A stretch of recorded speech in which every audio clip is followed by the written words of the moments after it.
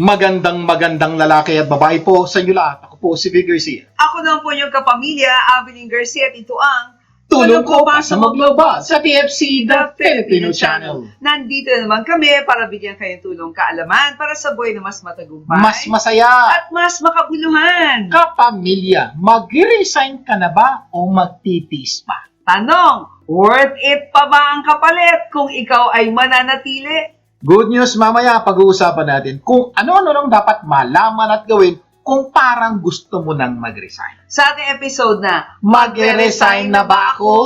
Sa usapang Real with Lucci, matutunghayan natin ang kwento ni Patricia Javier, nakilala bilang sexy diva of the Philippines. Paano ba siya nagsimula? Ano ba ang mga struggles? At ano ang naging transformation niya when he fully surrendered her life to God? Pero bago ang lahat ng yan, muli po, patuloy kami nagpapasalamat sa inyong lahat sa patuloy na pagsubaybay, pamanonood ng programang Tulong Ko Pa Sa Magloba. At syempre, simulan muna natin ating programa ng Tulong Pampagana. Dahil po ang paniniwala namin, one idea can change your life. Or in this case po, one quote can change your life. Totoo po ito. Oo, di ba? Parang kahit na isang quote lang, ang tindi ng pagbabago sa buhay ng tao, ano? Alam nyo ba ang Tulong Pampagana quote natin sa araw na to? You are never a failure until you stop trying. Ganda po nito. Makinig po kayo mabuti, okay? Marami ka na bang sinubukan sa buhay mo? Pero parang wala pa rin nangyayari. Mula po sa araw na ito po ang paniwalaan nyo. You are never a failure until you stop trying. Hindi ka, ano ba failure sa Tagalog? Bigo. Bigo. Oo. Okay? Until tumigil kang sumubok. Oo, Ganda kasi po maraming tao ngayon, sir, na parang ayaw na nilang sumubok. Dahil sabi nila, ay, nako, failure naman ako. Marami na daw silang sinubukan, pero sawi pa rin. At dahil ayaw na nilang sumubok, patuloy nang nasisira ang kanilang buhay. Totoo po, pag yan po ang paniniwala nyo dahil sumubok na kayo before, at dahil doon, hindi ka nasusubok, malaki pong problema yan. Para pong bata yan. For example, yung batang nadadapa, nagsusubok lumakad. Oo. Alam niyo ba yung mga 6 months old, 7 years, 10 months old. At sinubukan niya lumakad at nagkadapa-dapa. Alam niyo po yan. At sasabihin mo, hoy, tumigil ka ng maglakad kasi dapa ka naman ng dapa. Tanong, natuto kayang maglakad yung anak niyo? Hindi. Kasi naniwala siya, yung he will never be a failure until he stop trying. Oo, kaya paalala lang namin sa inyo, kung sakaling hindi mo nakuha ang gusto mo, you are not a failure. You just failed. Diba? Yes. Oo, malaki po kasi yung pagkakaiba nito eh. When you fail, hindi mo nakuha yung gusto mo. If you are a failure, wala nang pag-asa ang buhay mo. Yun ang pagkakaiba. So, kanina po, yung po kailangan maintindihan nyo, when you fail, ibig sabihin lang, hindi mo nakuha ngayon. Nabigo ka lang. Pero pwede mo makuha bukas, next month, next year. But if you think you're a failure, ibig sabihin, wala nang pag-asa buhay mo, hindi po eh. So, ulit-ulit yung pong ilagay sa isip nyo, you're not a failure until you stop trying. So, ibig sabihin po, kung patuloy kang susubok, you're not a failure. Because sigurado ako, pag nagpatuloy ka sumubok one day, you'll be successful. Naalala mo pa ba yung nung bata ka pa? Oo. Oo. May bisikleta. Oo, hindi ka marunong magbisikleta. Di ba sinubukan mo? Mm. Pero bumagsak ka. Nangyari sa akin yan. Ang tawag doon, semplang. Semplang, di ba? Bumagsak ka. Meaning, you failed, di ba? Then you failed again. Yeah. And again. Ako, dami kong gas-gas nun eh. But you tried again and again and again. Kaya, ngayon, marunong ka na magbisikleta, di ba? Nakuha mo yung gusto mo. So, ibig sabihin po, apply natin sa buhay. Ano bang po yung isang bagay nag-fail ka? Di ko po alam yan. Pwede failure sa trabaho, failure sa pag-ibig, failure sa career, sa negosyo. Hindi ko po alam. Okay? You just failed. Yeah. Ibig sabihin, hindi mo lang nakuha yung gusto mo at this point in time, but you are not a failure. Kung susubok at susubo ka, you're not a failure. Pero kung titigil ka na, that's the time you become a failure. So, ang suggestion ko po, do not stop. Keep on trying. Yes. Do the things na gusto mong abutin at darating yung panahon, makukuha. Yung pinag-usapan nating bisikleta, di ba? Pero may mga tao ngayon up to now, hindi pa marunong magbisikleta. Bakit? Alam niyo kung bakit? Kasi they stop trying. Huminto na sila eh. Kaya they become a failure. So sila, failure po sila sa pagbibisikleta because they stop. Pero to good news. Kahit matanda na yung tao niya, pwede pang matutong magbisikleta kung susuko Yes. uli siya. Ganon din po sa buhay natin. Maraming bagay ang nangyayari sa atin, buhay na parang walang nangyari. Nabigo. Oo. Sir, 100 times ko na sinubukan.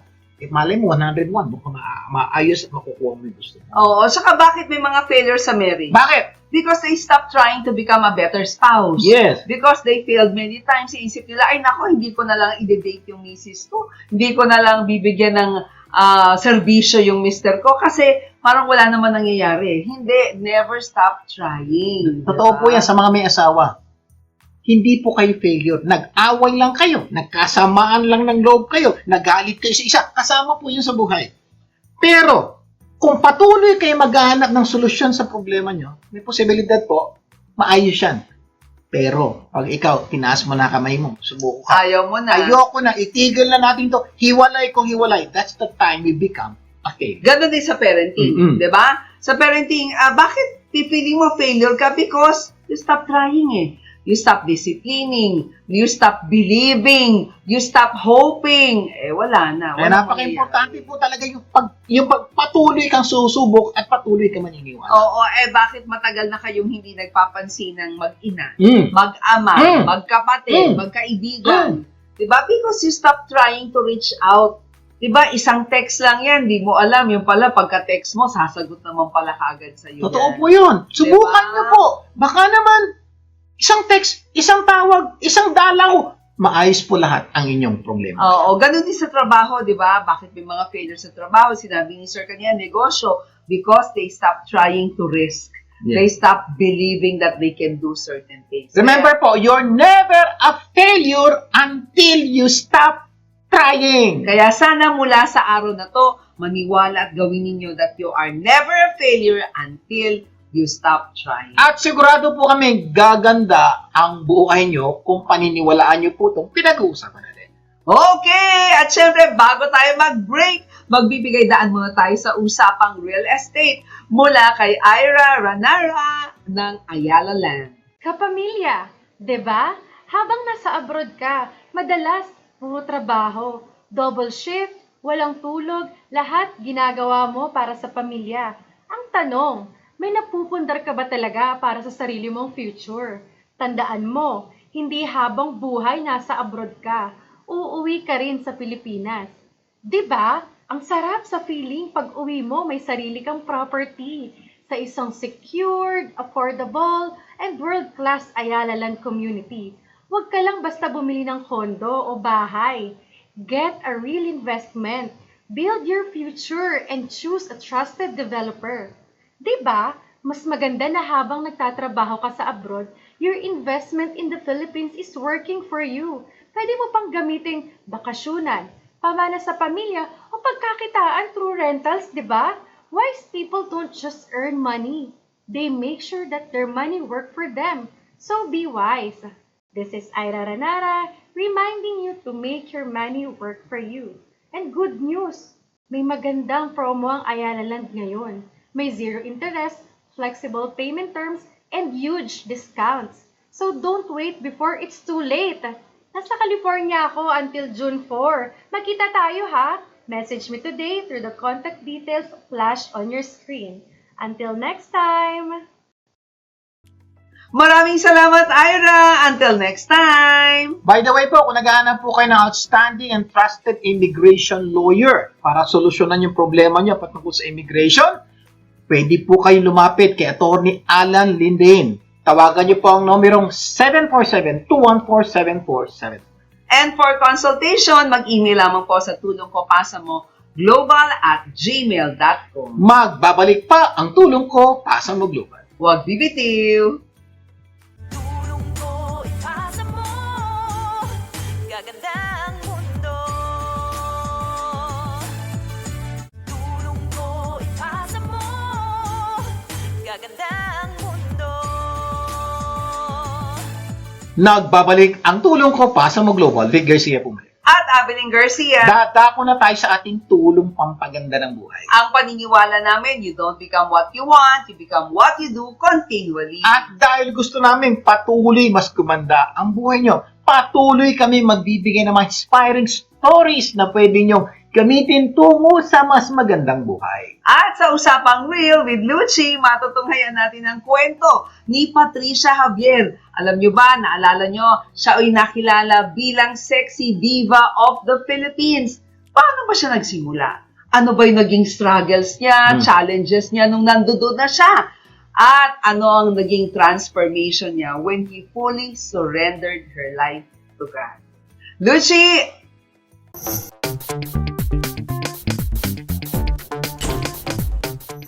Dating diva sexy actress Patricia Javier, now married to an AFAM, Dr. Rob Walcher, isang chiropractor.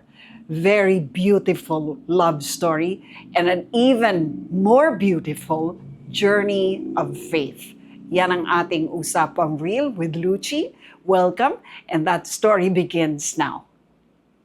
Patricia, everybody knows you to be Patricia Javier, but you're actually Genesis. Yes, the beginning. Oh, yeah.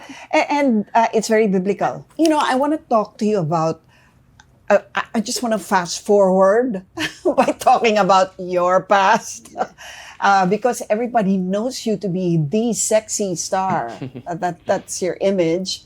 Paano ka nun at paano ka nabago? I mean, tell me about your life as a sexy star. I came from humble beginnings. And then at that time, when my parents get separated, that's the time, sabi ko, naku, I need to help my mom para buhayin yung aking mga kapatid. Yan. And then, at that time, yung puhunan ko is my looks, my katawan. And then my mom always try to join me sa mga beauty pageant. Lahat yata ng barangay, sinalihan ko muna. Pero ginagawa namin yun kasi alam ko, pag uwi ako, may dala akong premyo. Diba? Yes. Parang ginagawa namin kabuhayan showcase yung mga pageant na yan. Okay. Yun. So hanggang sa lahat na nag-audition ako sa mga Itbulaga, sa ABS, yan, iniikot ko yan. Ilang taong ka nun? 16 years old. I see. Wow, minor de edad talaga. At that time, syempre, growing up kasi with my lolo is a pastor. O biro mo yan? Taka, may guilt feelings ka ba nun? Syempre, ang daming challenges sa akin na parang, but I need to work kasi kung hindi ako mag-work, anong kakainin namin? So you were brought up with a lolo who's a pastor. So Kristiyano ka? Yes. And alam mo yan, dala-dala mo yan. Yes, oo. So nung Ito in-offer Sunday yan, school ako, bata pa lang ako, tapos doon ako natutong kumanta sa choir. so okay, nung pumapasok ka na dyan sa mundong yan, anong tumatakbo sa isip mo? Siguro naging factor kasi na naghiwalay yung parents eh. So syempre nahiwalay din kami doon sa pastor na lolo ko. So dinala kami ng mom ko sa QC. At that time, siguro pa parang pinokus ko na lang yung sarili ko. Sabi ko, no, I'm gonna do everything just to help my family. They are my why right now. So, kaya kung ano man po yung opportunity na dumarating, talagang I just grab it. Hindi mo na naisip kung Oo, kung ano. ayon ba yun sa salita? Alam mo yun, Oo, di ba? yes. Ganyan yung At mga... that time, parang medyo na ano po ako talaga. Na hindi ko inisip yun na, ay, dito muna ako sa kung saan yung mapapabuti yung family. Ganun muna. Kahit alam ko deep inside na, ay, ito ba yung gusto ng Diyos sa akin? Di ba po? Yeah. Yun po. So when the offers started coming up for you to be a sexy star, pumasok ba sa konsyensya mo, konsyensya ka ba? Or kinikiliti ka ba ng konsyensya mo na uy? Definitely, nung night na we have this love scene with Gardo Versosa sa Sugarcane, sabi ko sa director namin, sabi ko, Direk Peke, I'll do everything sabi ko for this take. Sana po 1 or 2 takes lang to. Ayoko na po. Yung ganun yung yung I'm trying to be strong, but at the same time, deep inside of me na medyo parang, alam mo yun, hindi ko, kaya ko ba to? Or di ba? Pero nagiging strong lang ako dahil nga iniisip ko lagi yung family. Diba? Pero after nun, naging take 2 lang yata yun, everything, natapos na. Tapos yun nga, sabi ko, pag-uwi ko sa hotel namin, kasi kami nag-i-stay. Kasi nasa kami ng Bacolod eh. Mm. Yun kami. Alam mo yung feeling na nagsha-shower ka, nung parang, nung nagsha-shower ka, yung sinasabunan mo yung buong katawan mo, yung tipong parang feeling mo, ang dumi-dumi mo, may ganung guilt feeling nga. Oo.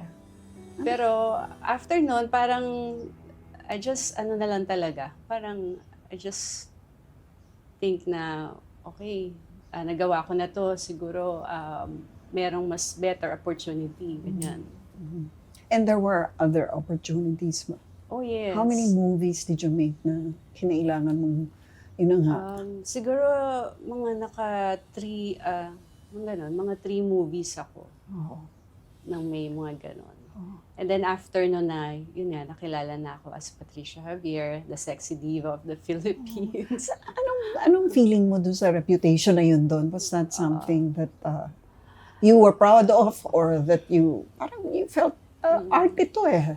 Oo. I mean, did you justify it in any way?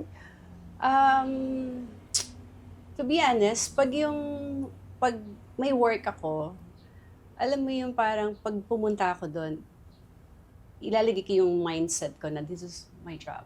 Yeah. Pero after work, after na uwi na kagad ako sa bahay, parang hindi ko kaya yung lumabas o makipagsalamuha pa sa after work. Kasi nga, siguro meron akong deep inside of me, meron akong parang guilty feeling. And then at the same time, parang sa akin, parang hindi ako ganun ka-proud at that time. Pero kailangan kong gawin. Yung mga ganun.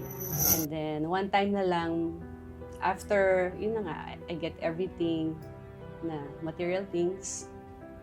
But suddenly, parang, still, I'm not happy. Kahit nakuha mo na. Kahit nakuha ko na. Bakit kaya? Parang walang satisfaction na. Parang, kasi nga, meron kang guilt feeling sa sarili mo na meron pa kayang siseryoso sa akin, lalaki. Diba? Kasi ako naman, my greatest dream talaga. I wanna be a good wife, I wanna be a good mom, I wanna have a good family. Yun talagang gusto kong mangyari. So, dumating yung time na, dahil ito yung trabaho ko, parang sabi ko, baka hindi na yung magiging magkakatotoo.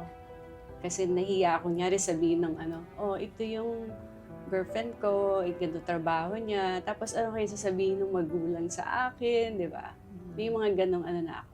So, ang ganda nung sinabi mo tungkol sa kung sino pa bang magkakagusto sa'yo. So, dito naman ako, I'll have to move to Rob. Rob, do you understand Tagalog? A little bit. Oh, okay. Yeah, a little bit. Would you rather I spoke to you in English or? You can try Tagalog. We'll see if I understand. Okay, I'll just switch. Because I understand Taglish. Yeah. So, you heard her say that she came to a point in her life where she wondered whether she could ever meet a man who would accept her for her past. When did you first learn about her past? Well, I guess maybe I'm just ignorant, but I don't really know what she did that was so bad. You didn't find that so bad?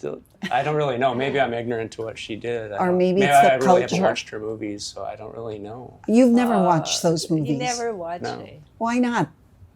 Is that deliberate? I'm not sure. So I don't really know what was so bad that she did. In America, it's pretty normal that maybe she took off her top or something, or did sexy scene. So I guess I didn't really see what was so bad about what she did. Unless I'm ignorant, maybe she did more than I know.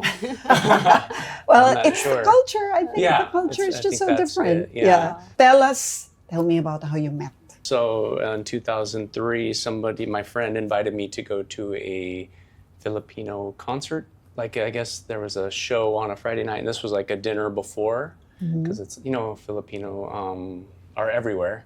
And in San Diego, there's a lot. And so there was this restaurant that was having these Filipino artists that are going to perform.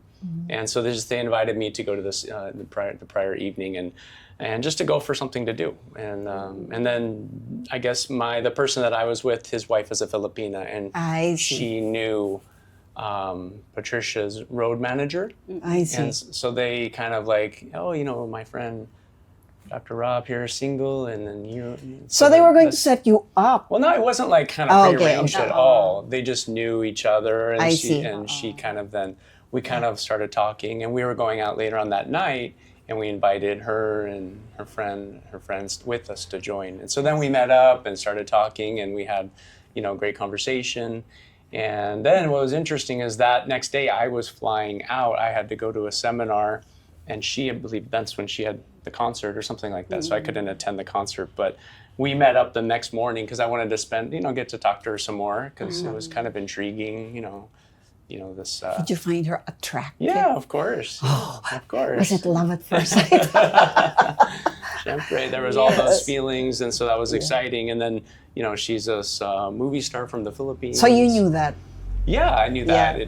Yeah. That's kind of what I was told. She's like this movie star from the Philippines. Yeah. Not like this. I wasn't told all these bad things that she did. Bad things. I'm like still like, wow, what did you do? Actually, Like, I think siguro asawa kasi with Filipino side, we're very conservative. Yeah. Diba? Yeah. Anything, and especially me, I grew up in the church, especially me, like taking off my top, it's really bad. Okay. Not like, in American That's very side, normal. Yeah. for them it's normal. Yeah. Diba? All actors and actresses end up doing those things. That's an usually. ordinary thing. Pretty normal. Yeah. Yeah.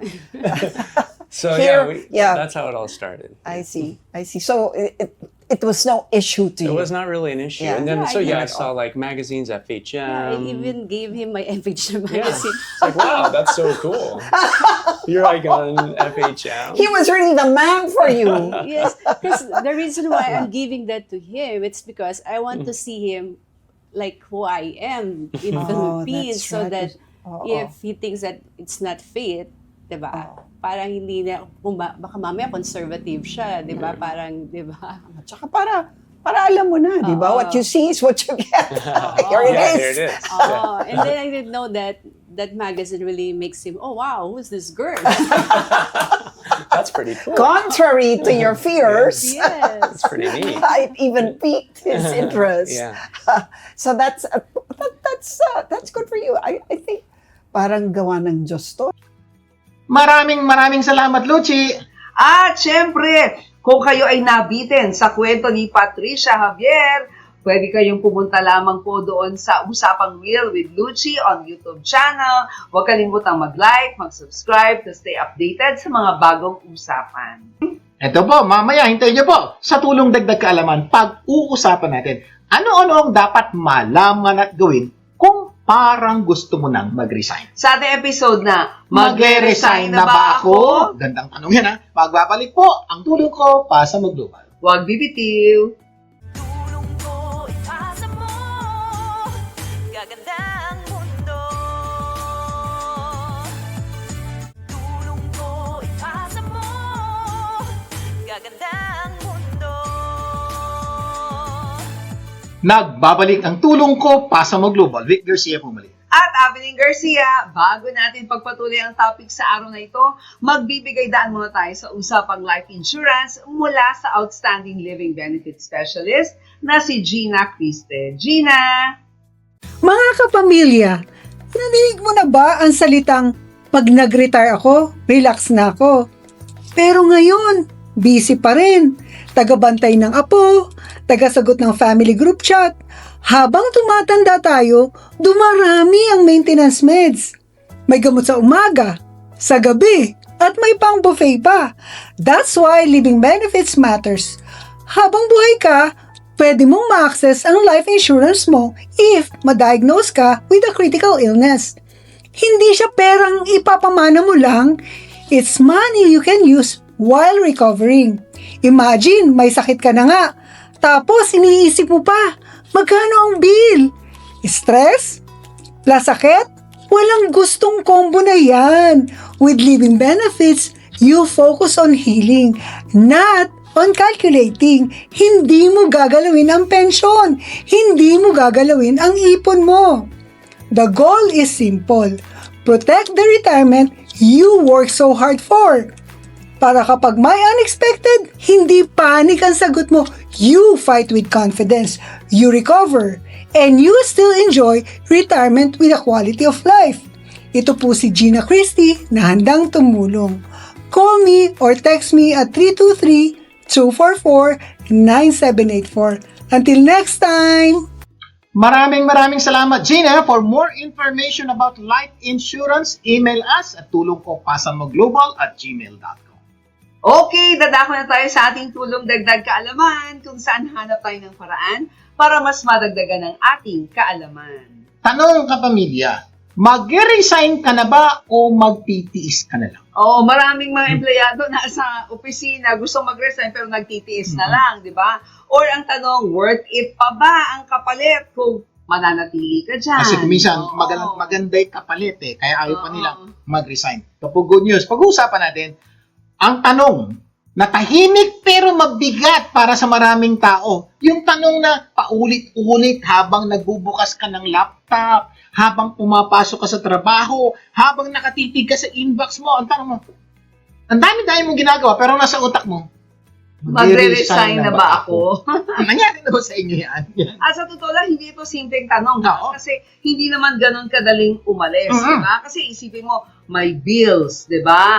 Ang tawag nga dyan, nandiyan si Judith. Yan si Judith. Oh. Judith, di ba? May bills, may pamilya, may renta, may expectations. Kaya bago ka gumawa ng malaking desisyon, kailangan mo ng linaw. Clarity Hindi lang- in English. Oo, hindi lang bugso ng damdamin na nabuisit ka lang, mag-resign ka na. Diba? Kaya kung pumapasok ka pa rin, pero pakiramdam mo unti-unti ka nang nauubos o nawawala ng lakas sa buhay, gusto naming sabihin sa iyo agad, hindi ka mahina o hindi ka nag-iisa, hindi ka maarte. Yes. Okay? Baka may totoong problemang kailangan ng harapin. Yes. Minsan kasi, hindi ka lang naman pagod. Mm. Di ba? Minsan, disrespected ang pakiramdam mo. Isang problema yan. Oo, minsan parang wala ka ng growth. Yan, problema yan. Minsan wala ng health, no? O hindi na healthy ang paligid Oo, mo. marami ng toxic At sa katabi mo. minsan, pinipilit mo na lang ang sarili mo dahil natatakot kang aminin na hindi ka na okay. O hindi ka na masaya sa trabaho mo. Yes, O medyo dumating ka na sa punto ng sagad ka na. Dumarating po yan. Kaya sa usapan natin ngayon, hindi ka namin sasabihang mag-resign agad. Hindi. Yes. Hindi rin namin sasabihin, tiisin mo na lang. Hindi. Gusto lang namin bigyan ka ng malinaw na pananaw sa problemang pinagdadaanan. Yes, at good news sa araw na to, pag-uusapan natin kung ano-ano mga dapat malaman at gawin kung parang gusto mo nang mag-resign. Sa ating episode na, magre-resign na ba ako? Okay, so tanong pa lang, ano ang mga dapat naming unawain, linawin, alamin kung sakaling nandiyan kami sa sitwasyon to. Kung sakaling naman hindi ikaw to, malamang may kaibigan kang nagsabi sa'yo, alam mo, bahala ko na mag-resign. So, bibigyan po namin kayo ng ilan sa mga bagay na dapat mong pag-isipan at pagtuunan ng pansin bago ka gumawa ng matinding desisyon. Step number 1. Step number 1, identify if you are tired, toxically stressed, or truly ready to live. So, ibig sabihin mo, Edit. unang-una alamin mo, ano ba yung tunay na dahilan bakit parang gusto mo nang mag-resign? Kasi baka pagod ka lang, o talagang masyado ka ng stress sa trabaho mo, o talagang ito na yung pagkakataong kailangan mo nang umalis. So, linawin mo, ano ba ang dahilan? Kasi hindi pare-pareho ang dahilan kung bakit mo gustong umalis, di ba?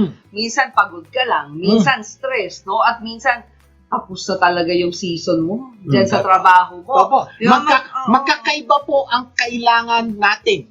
Di ba na tao kailangan ng pahinga? Bakit? Hindi ko na talaga kaya itong nangyayari. Magpahinga ka. Oo. Kaya kung tatanungin mo ang sarili mo, kung makapagpapahinga ka, take note kung pahinga problema mo, kung mapagpapahinga ka ng ilang araw, At maayos. at maayos ka makapagpahinga, gusto mo pa rin bang umalis o hindi? Kasi Di ba? baka Galing, ano? kailangan ka lang ma-refresh, Yes. di ba? Mahalaga ang tanong na yan kasi minsan gusto mo lang tumakbo dahil overloaded ka na. Pero minsan kahit nakapagpahinga ka, Parang ayaw mo nang bumalik. Ayan, may mga pagkakataon ganun po. Oo. Baka pagod lang to, sinubukan magpahinga. Ibang signal na yun. Pero, parang ganun pa rin. Pagbalik niya parang, ayoko pa rin. Ibang sitwasyon na po yun. Pero punto lang po namin, kung nandun ka sa sitwasyon, subukan mo baka pahinga ang solusyon. Oo. Pero kung hindi pa rin, okay, magano lang. Pag-usapan natin yung Lagi susunod mo, hakbang. lagi mo sinasabi, kapag pagod, magpahinga. Huwag Diba? sumuko, magpahinga. Pagod po ang problema nyo. Ba't susuko ka? So, practical application, isulat mo to ha. Pagod lang ba ako? Nauubos ba ako sa setup na to o sa trabahong ito? Parang nauubos ba o tapos na ba talaga ang season ko dito? Huwag mong sagutin ng pabigla-bigla ha. Pag-isipan mong mabuti kasi baka may sinasabi na ang isip mo, ang katawan mo, ang puso mo na matagal mo nang binabaliwala. So, ibig sabihin po, pag tinanong mo yung mga tanong na yun, huwag sagot ka agad. Oo. Tanong mo muna, pagod lang ba ako? Bigyan mo ng pagkakataon ka, mag-isip siguro 2 to 3 minutes, really, isipin mo muna, pagod lang ba to? O baka naman masyadong hindi maganda setup sa opisina, maraming toxic. Sila pa ang dahilan, ba't gusto ko na mag-resign? Or, nakakailangan o talagang mali. Sa inyo po, spend time thinking, answering the question. Huwag mong biglang sagutin. At kung minsan, hindi yung unang sasabihin niyo yung sagot. Kung minsan pa nag-isip kayo mabuti, parang may iba yung sagot. Nakaibigan? Yes. Ma'am Abby, pag nagawa ko na yun, ano gagawin? Step number 2 tayo. Yes. Be honest. No? Be honest about what is really making you want to leave. Mag-i-honest ka, minsan akala mo ayaw mo na sa trabaho. Pero ang totoo, ayaw mo lang sa boss. Oo. Gusto mo yung trabaho, pero parang ayaw mo yung boss mo. O sa trato niya sa'yo. O sa sweldo. O sa kultura sa kumpanya. So, ibig sabihin, identify mo specifically kung ano, kasi tandaan niyo po, maraming aspeto ang trabaho. Kung minsan, may isang maliit na aspeto ang nakaka-problema, kaya gusto mo nang mag-resign. Kailangan mo ma-identify yun because nakasalalay dito yung susunod mong gagawin. At importante yun. Importante yun kasi baka umalis ka sa trabahong gusto mo. Sana kung inayos lang yung environment o baka nanatili ka naman sa trabaho, di ba? Parang ubos ka na dahil iniisip mong ganito lang talaga. Ganito na talaga to, di ba? Ito ang tanong. Ano ba talaga ang gusto mo? O gusto mong iwan? O gusto mong layasan? Bakit gusto mong mag-resign? Linawin mo. Trabaho ba? Sweldo ba? Boss ko ba? Ganito, ganyan. Kasi po may posibilidad, yung mga problemang nagdadahilan sa'yo para ikaw ay mag-resign, baka may solusyon. Oo. Kumbaga, ano ba iniiwan mo? Ano ba yung gusto mong iwanan? Yung work mismo, yung team, Mga tao sa paligid, yung pressure, matinding pressure. yung disrespect, Ayan. yung kawalan ng growth, alin doon? So, linawin po, alin talaga doon? Kasi tandaan niyo po, bawat isa doon may solusyon. Kung malalaman nyo, ang problema, kung di nyo alam, paano susolusyonan? O practical application tayo. Practical application.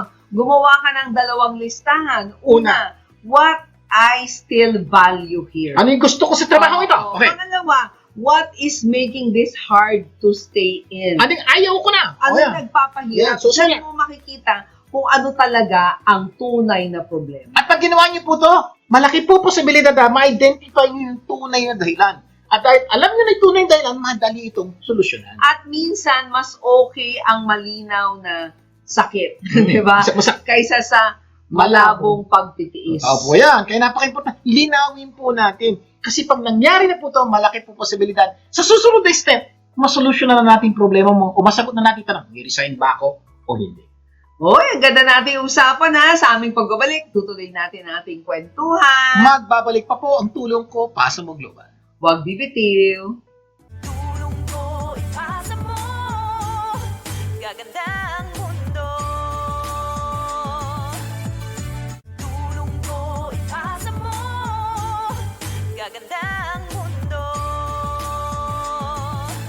Nagbabalik ang tulong ko, Pasa Mo Global. Rick Garcia po muli. At Abiling Garcia. Bago natin pagpatuloy ang usapan natin sa araw na to, panoorin po muna natin ang Simple Reminders with Lasting Impact with Evelyn and Erica Garcia. Hi everyone! We're here again for Simple Reminders. With lasting impact. We often wait for big moments to live with purpose. But God often works through small, faithful steps. Showing up on time, keeping your word, Doing your best even when no one applauds. small obedience today can create great significance tomorrow. Don't underestimate what God can do with a willing heart. This is Evelyn Garcia And Erica Garcia, giving you Simple Reminders, Lasting Impact. For more life lessons, mag-subscribe lang kayo sa Simple Reminders with Lasting Impact YouTube channel. Okay, ito na. Tutuloy na po natin ang pagsagot sa tanong na ano ang dapat malaman at gawin kapag parang gusto mo nang mag-resign. Sa ating episode na, Mag-resign na ba ako?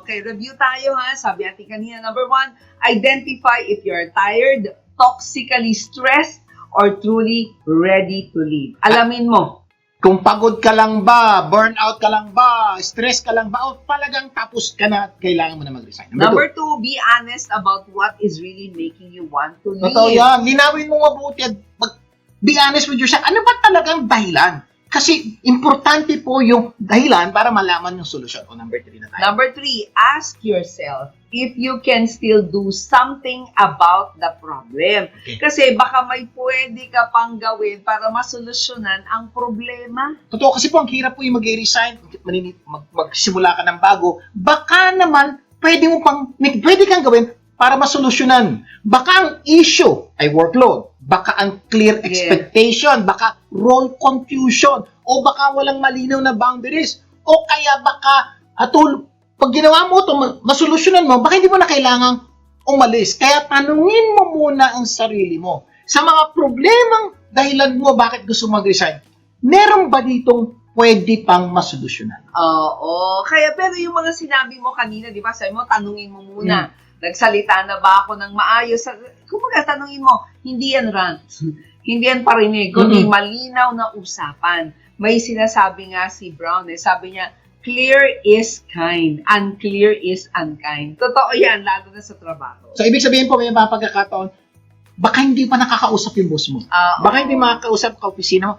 Pag-usapan mo muna, baka may masolusyonan para hindi ka magkaroon ng malaking desisyon na mag-resign. At marami na po kaming nakitang sitwasyon nung mag-usap, naayos po yung problema. So, gawin nyo po muna itong mabuti. At kung minsan, nag-usap kayo, wala nangyari, baka pwede kayong kumuha ng isang arbiter o kaya third party na pwedeng tumulong sa inyong usapan. Yes. Practical application. Kung safe at possible, maghanda ka ng isang malinaw na conversation. Pwede mong sabihin, I want to discuss my workload. Pwede yun. I want to discuss my expectations and what has been difficult for me lately. Yeah. Ang suggestion ko po dito, ito ang suggestion namin. Hanggat maaari, huwag niyo po sabihin, I want to talk to you. Tapos mag-uusap kayo. Ako po, suggestion namin ito. Bago mo gawin, kumuha ka na ng letter ng mga issues mo.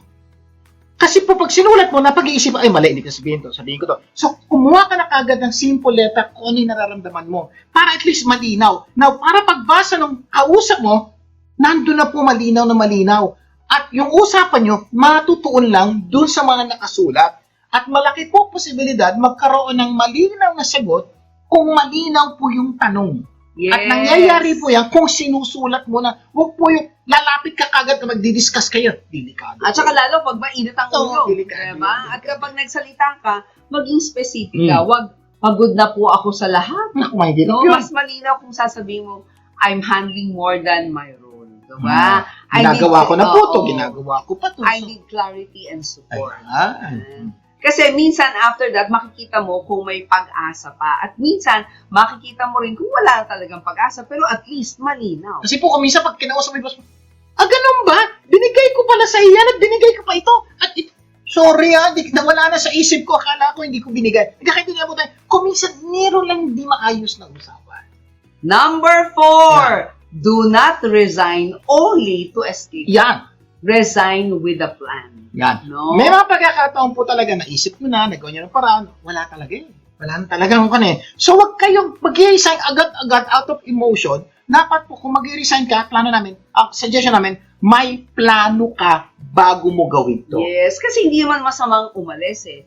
Pero mas magandang umalis ng may plano kaysa dahil lang gusto mong makatakas. Yung mga pagkakataon, I resign. Saan ka nilipat? Basta, Pagod na ako, ayoko, delikado po yun. Kung may problema ka kayo sa trabaho, magkakaroon ka naman ng financial problem, emotional problem, family problem. That's decision mo yun. So, kailangan po, bago ka finally gumawa ng desisyon, mag-resign, make a plan. Kasi mahirap yung nakaalis ka nga. Nako. Pero ilang linggo pagkatapos, mas malaki naman yung anxiety mo. Dahil wala kang next step. Kaya kung kaya mong magplano ka. At may mga tao, "Sir, ang hirap magplano, di ko alam gagawin ko." Diyan po papasok, humingi ka ng counsel, humingi ka ng tulong sa mga tao nakakaunawa, pinagdaanan na yung mga stress sa trabaho, Yes. pinagdaanan, nag-resign na, share sa inyo, alam mo, pag nag-resign ka, ito nangyayari sa ito, nangyayari sa akin. No? So, pag nadiling, gano'n, ang hirap niya. So, makakatulong po, humingi ka ng tulong sa mga taong nakakaunawa ng sitwasyon mo bago ka gumawa ng desisyon. Ito ang tanong, kung magre-resign ka ngayon, ano ang plano mo sa susunod na 2 o 3 buwan? Paano ang bills mo? May backup ka ba? May ipon ka ba? May lilipatan ka ba? Yan ang mga tanong na dapat mo masagot. Hindi talagang galit na ako, inis na ako. Huwag niyo pong pabayaan yung inis at galit mangibabaw sa kinabukasan At mo. init ng ulo, At di init ba? ang ulo. Dapat may plano ka. Kaya po, dito papasok talaga, may kausapin kang tama ang isip, tama ang puso, na bibigyan ka ng magandang direksyon. Sabi nga ni John Maxwell, a dream without a plan is just a wish. At sa resignation, sobrang totoo yan. Di ba? Pag ikaw nag-resign na walang plano, pagsisisihan mo yung araw na nag-resign. Kaya bago ka mag-submit ng resignation letter, i-check mo to. Updated ba ang resume mo? Nag-submit ka ng resignation, wala ka naman palang resume sa susunod. May savings ka ba na kahit konti? May ina-applyan ka na ba? May skill ka bang pwedeng pagkakitaan? Ito niyo po, you need to be practical about it. Sometimes we're just too emotional at nawawalan po yung practicality. Pwede po kayong maging emotional, pero dapat practical. Pag ginawa niyo po yun, malaki po ang posibilidad maging maayos sa kinabukasan. At kung wala pa ang lahat ng yan, wag mong i-hate ang sarili mo. Ibig sabihin lang, baka kailangan mo pang maghanda bago umalis. So, i-delay mo ng konti Oo. yung pag-resign. So, give yourself a month or 2, ayusin mo muna to. Ito masaya, mababawasan na sa mga mo na loob. Bakit? In just 2 months, wala na ako dito. Pero, inaayos mo yung kinabukasan. Yes. Mamaya, tutuloy natin ating usapan sa kung ano-ano dapat malaman at gawin kung marami ka pang iniisip bago ka mag-resign. Pag-isipan niyo po mabuti yan. Magbabalik pa ang tulong ko para sa Maglobal. Huwag bibitiw! Tulong ko ipasa mo, gaganda ang mundo.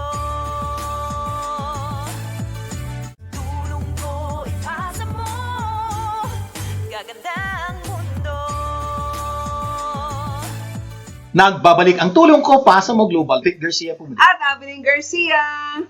Itutuloy na po natin ang pagsagot sa tanong na ano-anong dapat malaman at gawin kung parang gusto mo nang mag-resign. Sa ating episode now, Mag-resign na ba ako?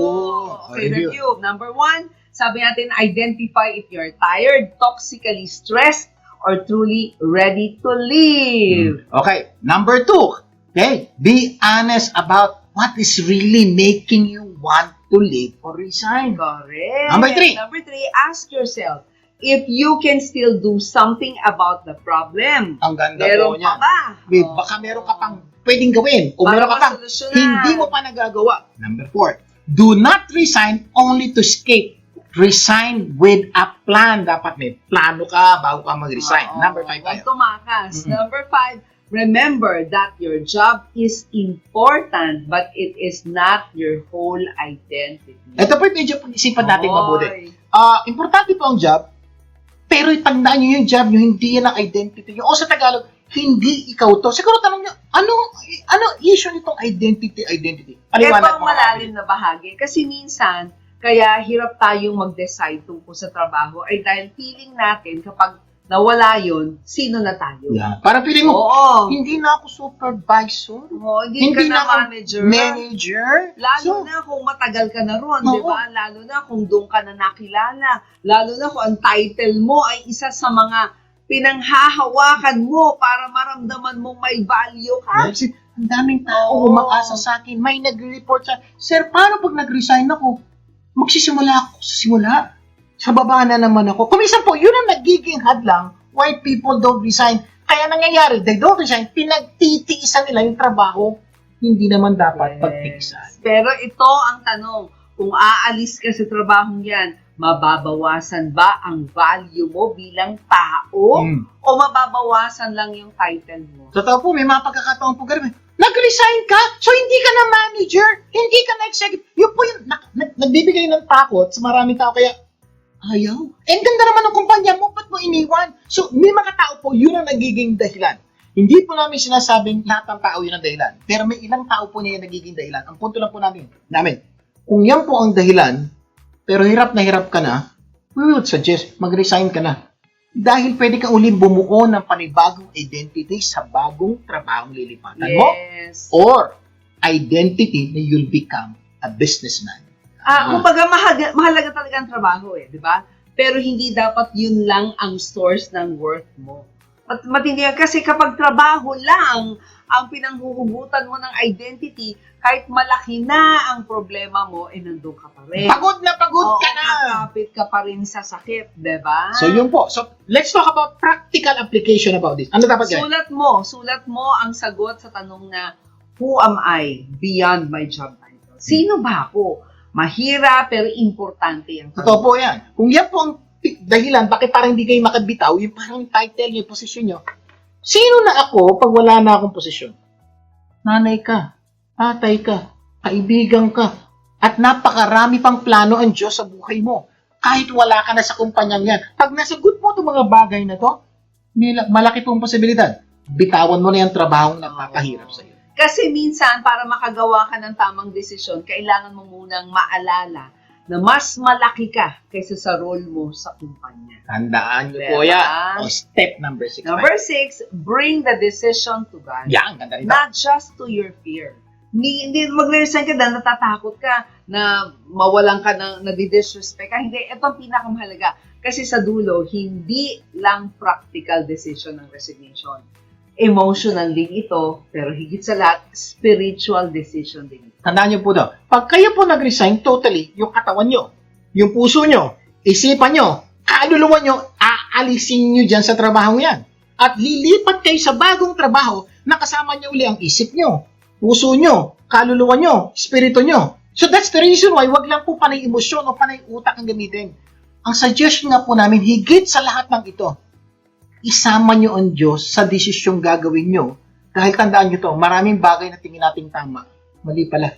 Yes. Pero ang Diyos po, ni minsan, hindi nagkamali. Kasi minsan takot ang nagsasalita. Minsan galit. Yeah.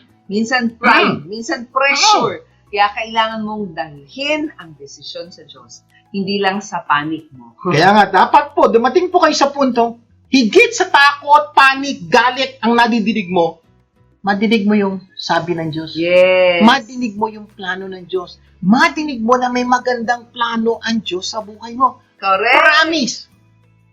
Listen to James chapter 1 verse 5. If any one of you lacks wisdom, you should ask God, who gives generously to all without finding fault. Kumbaga, hindi lang lakas ng loob ang kailangan mo rito, ha? Kailangan mo ng wisdom. Totoo po, may mga pagkakataon parang, resign na ako, pwede ako i-resign. Resign na ako, hindi ako mag-resign. Lumarating ka sa puntong, hilong-hilo ka na, tuloy-tuloy ka na, confused ka na. Tama, ito po ang ganda po na sabi ng Diyos. Diyos po ang nagsabi dito, salita niya.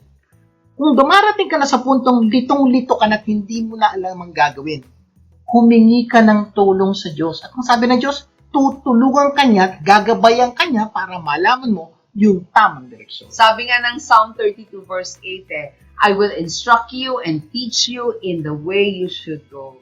Napakalaking comfort niyan, mga kapamilya. Hindi ka kailangang gumawa ng malaking desisyon ng mag-isa. Totoo yan. At nadinig niyo po yan, I will instruct you, I will guide you, I will lead. Sino po yung mag-guide sa'yo? God. At napaka-importante po, hindi po tayo papahamak ng Diyos. Kaya napaka-importante, bago kayo finally gumawa ng desisyon, manalangin. Kaya tama yun, ipanalangin mo, Lord, kung kailangan kong manatili, bigyan mo ako ng lakas at linaw. Kung kailangan ko namang umalis, bigyan mo ako ng timing, ng wisdom at tamang paghahanda. Ganda pong panalangin nun. Minsan, hindi agad dumarating ang sagot sa ating panalangin. Pero habang tayo nagdarasal, at paulit-ulit ka nagdarasal, unti-unti mararamdaman mo, unti-unting lumilinaw yung mga dating malabo.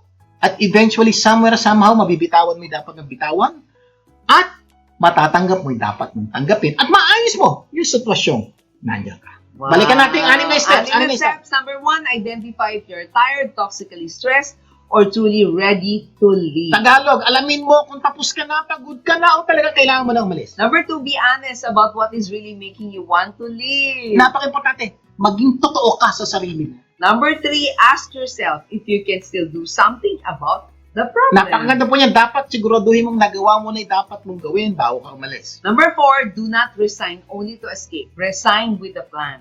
Magplano ka bago ka mag-resign. Number 5, remember that your job is important but it is not your whole identity. Huwag mo itali ang buong buhay mo sa trabaho mo. Baka may iba pang magandang plano ang Diyos sa buhay mo. And number 6, bring the decision to God, not just to your fear. Dalhin mo lahat ng desisyon mo, plano mo sa Diyos at ang payo niya, ang pangako niya, gagabayan ka. Kaya mga kapamilya, tandaan nyo ha, ang pagnanais mag-resign ay hindi laging impulse. Minsan, senyales na may bagay kang kahit dapat harapin.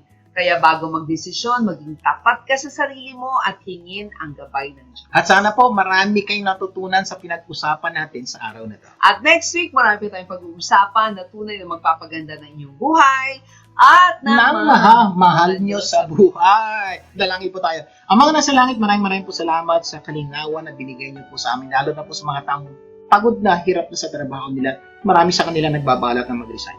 Ang dalangin lang po namin, huwag nila kakalimutan yung huling step.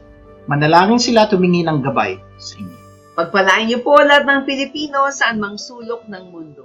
Lahat ng ito'y dalangin namin sa pangalan ni Jesus. Amen and amen. Laging tandaan kung ano man ang naitulong ng programang ito, ipasa mo naman sa iba. Imbitahin niyo po ang inyong mga kapamilya na tumutok sa programang ito sa susunod nating pagsasama. At sama-sama nating pagandahin ang ating buhay. At ng mga mahal natin sa buhay, ako po ang inyong kapamilya, Victor C. Ako naman po si Evelyn Garcia. Laging tandaan, Sa tulong ko pa sa Mo Global, gaganda ang mundo. Tulong ko ipasa mo. Gaganda ang